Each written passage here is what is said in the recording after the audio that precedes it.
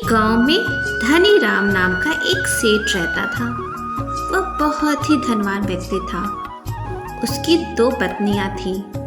पहली पत्नी का नाम था रमा और दूसरी पत्नी का नाम था क्षमा। छोटी पत्नी क्षमा दिखने में बहुत ही खूबसूरत थी। उसके काले घने बाल थे, उसकी सुंदर नीली आंखें थीं। पर बड़ी पत्नी रमा ज़्यादा आकर्षक नहीं थी, इसलिए सेठ क्षमा को ज़्यादा प्रेम करता था। रमा दिल की साफ और शालीन थी। वह घर के सारे काम करती थी, लेकिन क्षमा पूरे दिन भर शीशे के आगे बैठी रहती थी और सजती रहती थी। एक दिन धनी राम ने अपनी छोटी पत्नी क्षमा को आवाज़ देते हुए कहा, क्षमा, ओ क्षमा, जरा यहाँ तो आ। उसने सेठ की आवाज़ को अनसुना कर दिया। जब क्षमा नहीं गई तो रमा सेठ के पास गई तो सेठ ने उसे देखते ही कहा, मैंने क्षमा को बुलाया है, तू क्यों आई रे? वह अपने बालों को संवार रही है तो मैं यहाँ आ गई। कोई काम है तो बताओ। तभी क्षमा भी वहाँ आ गई और आते ही रमा पर चिल्लाने लगी, मुझे आने में देर क्या हो गई? तुमने मेरी शिकायत करना शुरू कर दिया। नहीं नहीं, मैं तुम्हारी शिकायत नहीं कर रही थी। मैं तो बस हाँ, मुझे सब पता है, चापलूस कहीं की। उन दोनों में झगड़ा बढ़ता देख धनी राम ने रमा से कहा, अरे रमा, तुम ही चुप हो जा। क्या छोटी छोटी बातों पर झगड़ा शुरू कर देती है? जाओ मेरे लिए एक गिलास पानी लेकर आओ। जब रमा पानी लेने के लिए गई तो धनी राम ने क्षमा से कहा, सुनो, मैं व्यापार के लिए दूसरे शहर जा रहा हूँ। 1 महीने बाद लौटूंगा, पर तुम यह बात रमा को मत बताना, क्योंकि मैं जाते समय उसका मनहूस चेहरा नहीं देखना चाहता हूँ। ठीक है, पर आप मेरे लिए शहर से नई साड़ी और गहने लेकर आना। उन दोनों की बातें रमा चुपके से सुन लेती है और सेठ की ऐसी बातें सुनकर उसे बहुत बुरा लगता है।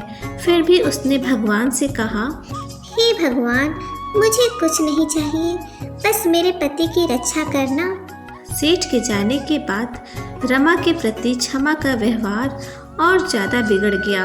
हर छोटी छोटी बातों पर वह चिल्लाने लगती। एक बार दोनों में कहासुनी हो गई तो रमा ने क्षमा से कहा, तुम कुरूप हो, तुम्हें कोई प्यार नहीं करता, तुम किसी भी काम के लायक नहीं हो।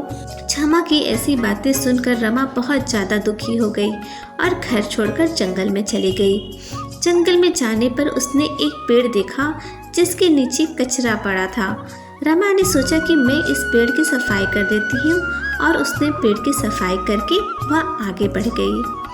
आगे चलने पर उसने केले का पेड़ देखा जो फलों की वजह से लटक चुका था, झुक चुका था। रमा ने लकड़ी के सहारे से उस पेड़ को सीधा कर दिया और आगे बढ़ गई। आगे चलने पर उसे एक पेड़ दिखा जो लगभग सूख चुका था। उसने सोचा कि इस पेड़ को मैं पानी दे देती हूँ और उसने पेड़ को ले आकर के पानी दे दिया। सूखा पेड़ अचानक से हरा भरा हो गया। पानी पाते ही पेड़ बोला, जिस प्रकार तुमने मुझे वापस खूबसूरत बनाया है, वैसे ही तुम हमेशा खूबसूरत रहो। जाओ पास के तालाब में डुबकी लगा कर आओ। पेड़ के कहने पर रमा तालाब में डुबकी लगाई और देखते ही देखते वह परियों के समान खूबसूरत हो गई। उसका चेहरा चमकने लगा। रमा ने पेड़ को धन्यवाद दिया और वापस घर चली आई। क्षमा उसे देखकर बिल्कुल चौंक गई। तुम तो बिल्कुल बदल गई हो। आखिर तुम इतनी खूबसूरत कैसे हो गई? रमा ने उसे सारा वाक्य सुनाया तो क्षमा ने कहा, मैं भी वहाँ जाऊंगी और तुमसे भी ज्यादा खूबसूरत जादुई चेहरा लेकर आऊंगी। उसके बाद क्षमा रमा के बताए रास्ते पर चली जाती है। उसे भी वही पेड़ दिखता है पर वह उसकी तरफ ध्यान नहीं देती, आगे बढ़ जाती है। फिर उसे केले का पेड़ दिखता है और वह उसे भी अनदेखा करके आगे चली जाती है। अंत में वह तालाब तक पहुंच जाती है और झट से उसमें डुबकी लगा देती है।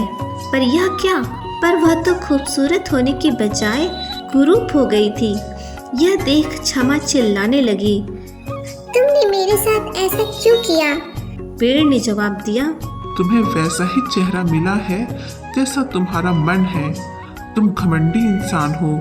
तुमने हमेशा रमा के रूप के लिए उससे बुरा बर्ताव किया, इसलिए तुम्हारी यह दशा हो गई।